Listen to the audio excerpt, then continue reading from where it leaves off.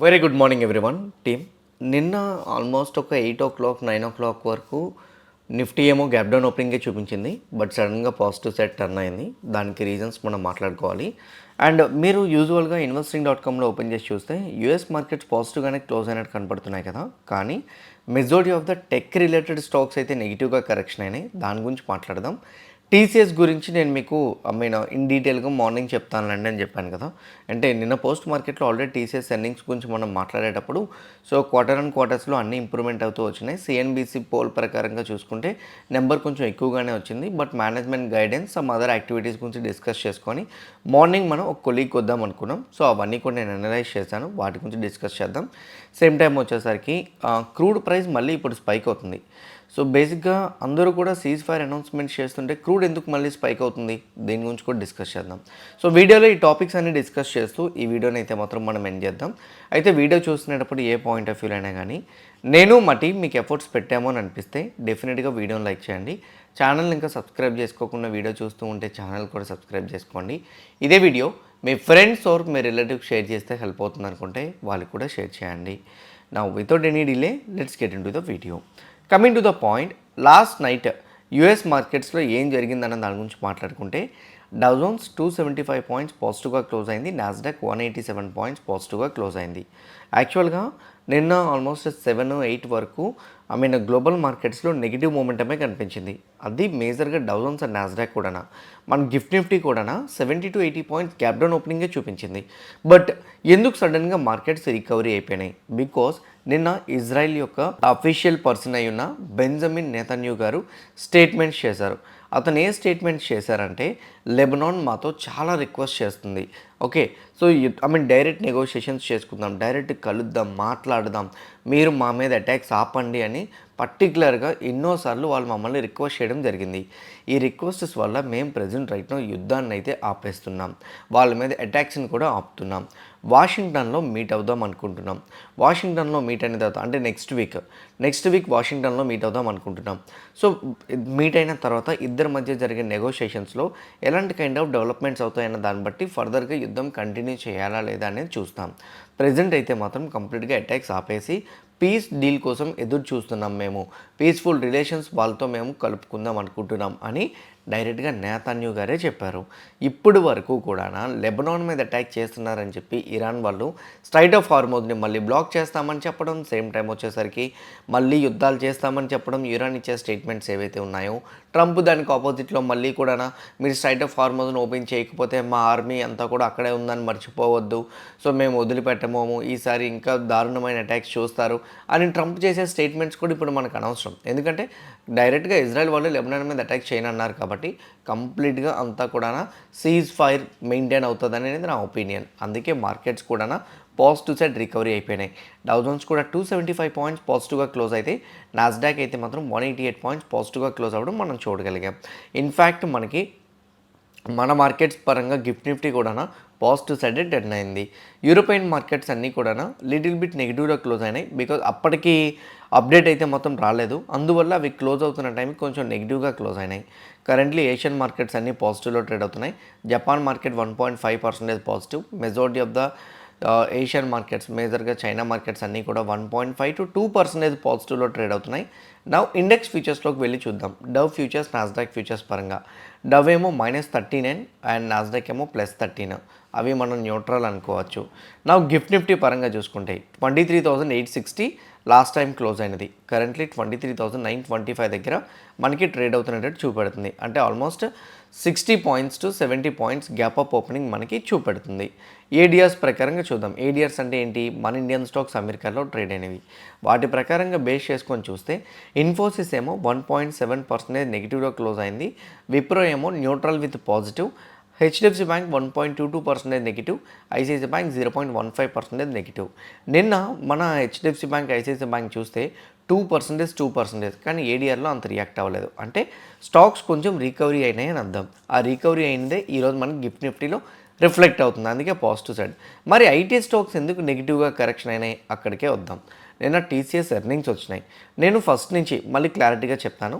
TCS పరంగా CNBC pole చేసిన numbers ప్రకారంగా 13,727 క్రోర్స్ సిఎన్బిసి పోల్ చేస్తే నెట్ ప్రాఫిట్ 13,718 క్రోర్ వచ్చింది. అంటే ఆల్మోస్ట్ ఎంత ఎక్స్పెక్ట్ చేసిందో అంతే వచ్చింది, మరీ బీట్ చేసి రాలేదు. దీన్ని ఏమంటారంటే ఓవర్గా ఒక బిగ్ బీట్ అని చెప్పి అంటారు కదా, సో అంతలాగైతే రాలేదు. అట్లా అని చెప్పి నెగిటివ్ కూడా కాదు, న్యూట్రల్గా వచ్చే రిజల్ట్స్ అని మనం అనుకోవచ్చు. ఈవెన్ సిఎన్బిసి 3.4% గ్రోత్ని ఎక్స్పెక్ట్ చేస్తే 5.4% క్వార్టర్ అండ్ క్వార్టర్ గ్రోత్ అయితే వచ్చింది. So and on the other side ఇంకోటి మీరు ఇక్కడ క్లియర్గా చూడండి. సో టోటల్ డివిడెండ్స్ని వాళ్ళు షేర్ హోల్డర్స్కి పే చేసింది లాస్ట్ ఫైనాన్షియల్ ఇయర్లో 39,571 క్రోర్స్ అని చెప్తున్నారు. ప్రెజెంట్ రైట్ నో 31 రూపీస్ డివిడెంట్ని అనౌన్స్ చేశారు. కానీ మార్కెట్ ఎక్స్పెక్ట్ చేసింది 40 రూపీస్. ఇక్కడ లిటిల్ బిట్ నెగిటివ్ అని నాకు అనిపించింది.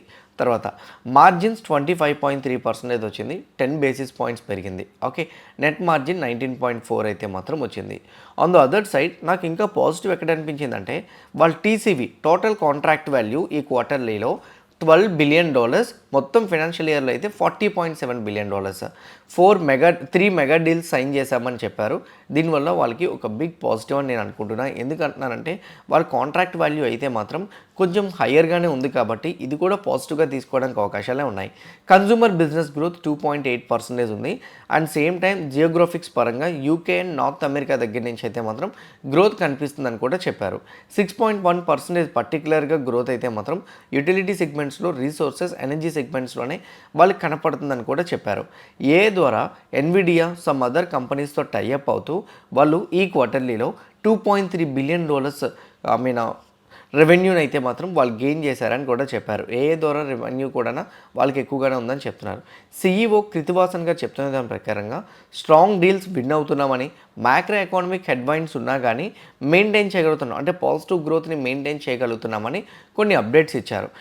రిలేటెడ్గా open AI and AMD, Nvidia, Cisco and service now లాంటి కంపెనీస్తో కూడా టైఅప్ అయ్యి డిజిటల్ ట్రాన్స్ఫర్మేషన్స్లోని మా స్ట్రెంగ్త్ని పెంచుకుంటున్నామని పాజిటివ్ అప్డేట్స్ కూడా చేశారు. ఇవన్నీ పాజిటివ్స్ ఎక్కడ, మన నెగిటివ్స్ ఎక్కడున్నాయి కంపెనీ పరంగా అనొచ్చు. ఒకటి, డివిడెండ్ 40 రూపీస్ అనౌన్స్ చేస్తే 31 ఇచ్చింది. ఇంకోటి, నేను ఈరోజు ఎన్డీటీవీలో చూశాను, వాళ్ళది మొత్తం యాన్యువల్లీలో ఫస్ట్ టైం అంట డాలర్ టర్మ్స్లో రెవెన్యూ అనేది డిక్లైన్ అయినట్టు చెప్తున్నారు. అంటే ఇప్పటివరకు మనం రెవెన్యూస్ని ఇండియన్ రూపీలో క్యాలిక్యులేట్ చేస్తాం, వీళ్ళది డాలర్ టర్మ్స్లో క్యాలిక్యులేట్ చేసుకుంటే 0.5% ఇయర్ ఆన్ ఇయర్లో డిక్లైన్ అయితే వచ్చింది. రెవెన్యూ 2.4% డ్రాప్ అయితే వచ్చిందంట. ఓకే, ఇన్ టర్మ్స్ ఆఫ్ పర్సంటేజ్లో చూసుకుంటే. సో ఇప్పుడు ప్రెజెంట్ రైట్ నౌ ఏదైతే ఈ డిక్లైన్ వచ్చిందో ఇది లిటిల్ బిట్ నెగిటివ్. ఇదొకటి నెగిటివ్ అండ్ ఇదొకటి నెగిటివ్ డివిడెంట్ నెంబర్. ఈ రెండు నెగిటివ్ ఉన్నాయి, మిగతావన్నీ పాజిటివ్గా ఉన్నాయి. Okay, neutral with positive, maybe మిక్స్డ్గా ట్రేడ్ అవుతుందని నేను అనుకుంటున్నా. ఇది యూజువల్గా అయితే మాత్రం ఆ రెవెన్యూని పక్కన పెట్టేస్తే మిగతాదంతా మాత్రం పాజిటివ్నే. అయితే ఈ పాజిటివ్స్కి సేమ్ ఐటీలోనే ఇంకో నెగిటివ్ వచ్చింది. ఆ నెగిటివ్ ఏంటంటే యాంథ్రోపిక్ వాళ్ళు అయితే మాత్రం క్లౌడ్ మైథోస్ అని ఒకటి ప్రోడక్ట్ని లాంచ్ చేశారు వాళ్ళు. ఓకే, సో దాన్ని లాంచ్ చేయడం వల్ల సెక్యూరిటీ ఫ్లాస్ కానీ సాఫ్ట్వేర్లో ఏమైనా సెక్యూరిటీ ఫ్లాస్ ఉన్నా, వీక్నెస్ ఉన్నా ఈజీగా ఐడెంటిఫై చేస్తుందని చెప్తున్నారు. ఇంకోటి ఏంటంటే దీనివల్ల majority of the competitive companies like Microsoft, Amazon, Apple, crowd strike, Paulo Alto networks, Nvidia ఇలాంటి కంపెనీస్ అన్నీ కూడా లిటిల్ బిట్ ఈ డిఫెన్స్ సెక్యూరిటీ వర్క్ని ఇంప్లిమెంట్ చేయగలుగుతాయని, వాళ్ళకి కూడా కాంపిటేటివ్ పరంగా కొంచెం ఇంపాక్ట్ పడచ్చు అని కూడా అప్డేట్ ఉంది. దీనివల్ల ఎన్విడియా వాళ్ళ నుంచి, ఆపోజిట్ వాళ్ళ దగ్గర నుంచి మోస్ట్లీ వీళ్ళకి ప్రాజెక్ట్స్ తగ్గచ్చు. ఇదే ఐటీ కంపెనీస్ని ఈరోజు డ్రాగ్ చేయొచ్చు అని నేను అనుకుంటున్నాను. టీసీఎస్ ఎర్నింగ్స్ అయితే లిటిల్ బిట్ మైల్డ్ పాజిటివ్గానే వచ్చినాయి. కానీ ఈ యాంథ్రోపిక్ యొక్క న్యూ మోడల్ ఏదైతే ఉందో మైథోస్ది, మేబీ ఇది లిటిల్ బిట్ ఇంపాక్ట్ చేయొచ్చు అని అనుకుంటున్నా. ఓకే, ఇది ఐటీ స్టాక్స్ పరంగా అయితే మాత్రం. On the other side oil ఎందుకు పెరుగుతుంది? బికాజ్ సౌదీ అరేబియా వాళ్ళు రీసెంట్గా వాళ్ళ యొక్క ఆయిల్ రిఫైనరీస్ మీద అటాక్ జరగడం వల్ల వాళ్ళ ప్రొడక్షన్ని కట్ చేస్తున్నామని చెప్పారు. ఎంత? Almost 6 lakh barrels per day అవుట్పుట్ని అయితే మాత్రం మేము కట్ చేయబోతున్నామని చెప్పారు. అంతేకాదు ఈస్ట్ వెస్ట్ పైప్ లైన్ నుంచి కూడా ప్రజెంట్ రైట్నో కొంత ఆయిల్ ప్రొడక్షన్స్ని సప్లై ఆపుతామని కూడా చెప్పారు. దీనివల్ల ఆయిల్ ప్రైజెస్లో లిటిల్ బిట్ సప్లై కన్సర్న్స్ ఉంటాయి కాబట్టి క్రూడ్ ప్రైస్ అయితే మాత్రం స్పైక్ అయింది. క్రూడ్ ప్రైస్ స్పైక్ అయింది అని అంటే మాత్రం ఆబ్వియస్లీ అది గోల్డ్ అండ్ సిల్వర్ పైన ఇంపాక్ట్ పడుతుంది కదా. అందుకే గోల్డ్ ప్రైస్ 0.97% నెగిటివ్ సైడ్ వెళ్తే ఇప్పుడు ప్రెజెంట్ రైట్నో సిల్వర్ 1.38% నెగిటివ్లో చూపెడుతుంది. సో గోల్డ్ అండ్ సిల్వర్ గురించి మళ్ళీ ఇన్ డీటెయిల్గా లాస్ట్లో మాట్లాడదాం. Currently Nifty gap up opening చూపెడుతుంది కదా. సో ఈ గ్యాప్ అప్ ఓపెనింగ్ సస్టైన్ అవుతుందా, సస్టైన్ అయ్యే ప్రాబబిలిటీస్ ఉంటుందా అని మీరు అడగచ్చు. నేను సింపుల్గా ఒకటే మార్క్ చేస్తాను. సో ఎస్టర్డే యొక్క డే బిఫోర్ ఎస్టర్డే యొక్క స్వింగ్ హై ఉంది కదా, సో అది 24,000 సైకలాజికల్ నెంబర్, అదే మాట్లాడుకుందాం. సపోర్ట్ లెవెల్ అయితే మాత్రం యాక్చువల్గా ఈ విక్ని తీసుకోవచ్చు, బట్ మోస్ట్ కామన్ పాయింట్స్ ఇది కాబట్టి ఇది డ్రా చేశారు 23,700. చూస్తే ఈరోజు ఫ్రైడే, బేసిక్గా ఫ్రైడే షార్ట్ కవరింగ్ కానీ లేకపోతే లాంగ్ అన్వైండింగ్ అని ఉంటుంటుంది. ప్రజెంట్ రైట్ను మార్కెట్ చూస్తే గ్యాప్ అప్ ఓపెన్ అవుతుంది ఎక్కడ 23,900 అండ్ 24,000 అనేది రెసిస్టెన్స్ లెవెల్. గుర్తుపెట్టుకోండి, మార్కెట్ ఫాలో అవ్వాలంటే 23,700 బ్రేక్ అవ్వాలి లేదా 24,000 బ్రేక్ అవ్వాలి. ఈ రెండు బ్రేక్ అవ్వకపోతే మాత్రం మార్కెట్ ఈ రేంజ్లోనే సస్టైన్ అవ్వడానికి అవకాశాలు అయితే మాత్రం ఉంటాయి.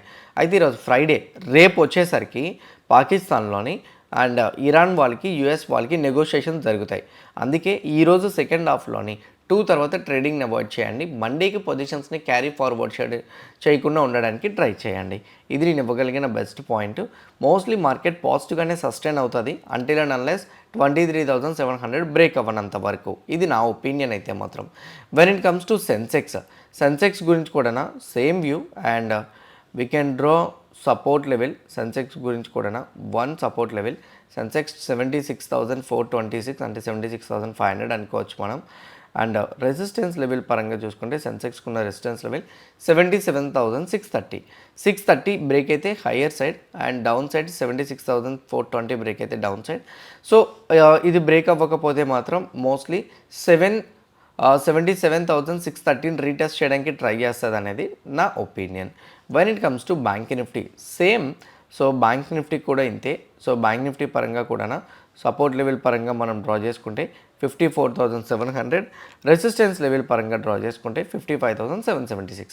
ఎనీథింగ్ 54,683 లెవెల్ బ్రేక్ అయితే డౌన్ సైడ్, లేదనుకుంటే హ్యాపీగా 55,700 వరకు రీటెస్ట్ చేయడానికి ముందుకు వెళ్ళడానికి ప్రాబబిలిటీస్ అయితే మాత్రం ఉన్నాయి. When it comes to bitcoin finally 71,500 మనం అనుకున్న జోన్ ఆల్మోస్ట్ బ్రేక్ అయింది. సో కాకపోతే నిన్న రిజెక్షన్ వచ్చింది. ఈరోజు ఫామ్ అయిన క్యాండిల్ పరంగా చూసుకుందాం. కానీ ఈ అబౌవ్ సస్టైన్ అవుతున్న దాని ప్రకారంగా పాజిటివ్ సైడ్ వెళ్తుందని అనుకుంటున్నా. ఫర్దర్గా bitcoin my next target 6,000 points అనుకుంటున్నా.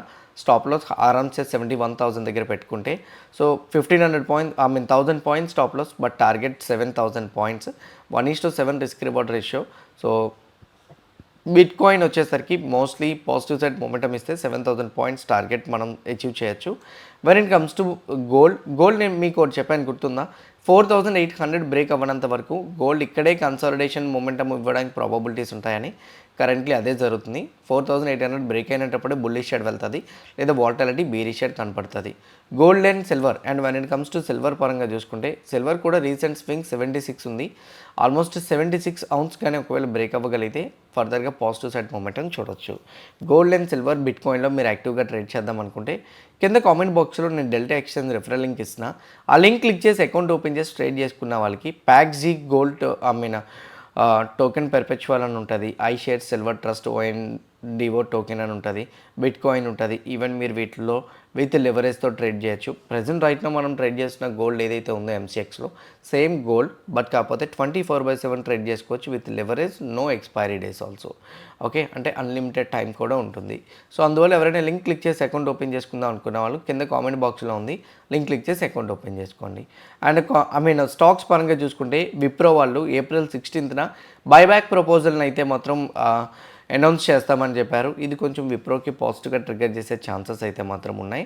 On the other side bank నిఫ్టీకి సంబంధించిన TCS ఎర్నింగ్స్ పరంగా ఉంది, స్ట్రాంగ్ ఎర్నింగ్స్ ఉన్నాయి. సేమ్ టైం మార్క్స్ అండ్ స్పెన్సర్స్తో అయితే మొత్తం స్ట్రాటజిక్ పార్ట్నర్షిప్స్ని రెన్యువల్ చేసుకుంటామని కూడా చెప్పారు. టాటా స్టీల్ వాళ్ళు అయితే మాత్రం Tata steel colours private limited అనేది వాళ్ళ సబ్సిడరీ కంపెనీ ఉంది, అందులో 100% స్టేక్ని అయితే మాత్రం ఎక్విషన్ చేసుకునేటట్టు అప్డేట్ ఇచ్చారు. అది కూడా పాజిటివ్గా తీసుకోవచ్చు. మేజర్గా ఉన్న బ్యాంక్ నిఫ్టీ చెప్పాను నేను మీకు. ఇంకేమైనా ఉంటే మాత్రం డెఫినెట్గా ఈవినింగ్ పోస్ట్ మార్కెట్ అనాలిసిస్లో మీకు కవర్ చేస్తాను. ఈచ్ అండ్ ఎవ్రీథింగ్ నేను కవర్ చేసిన పాయింట్స్ మీకు హెల్ప్ అయినాయి అనుకుంటే వీడియోని లైక్ చేయండి. ఛానల్ ఇంకా సబ్స్క్రైబ్ చేసుకోకుండా వీడియో చూస్తూ ఉంటే ఛానల్ కూడా సబ్స్క్రైబ్ చేసుకోండి. ఇదే వీడియో మీ ఫ్రెండ్స్ ఆర్ మీ రిలేటివ్ షేర్ చేస్తే హెల్ప్ అవుతుంది అనుకుంటే వాళ్ళు కూడా షేర్ చేయండి. See you all today evening at 5 p.m. in post market analysis. All the best everyone. Bye bye.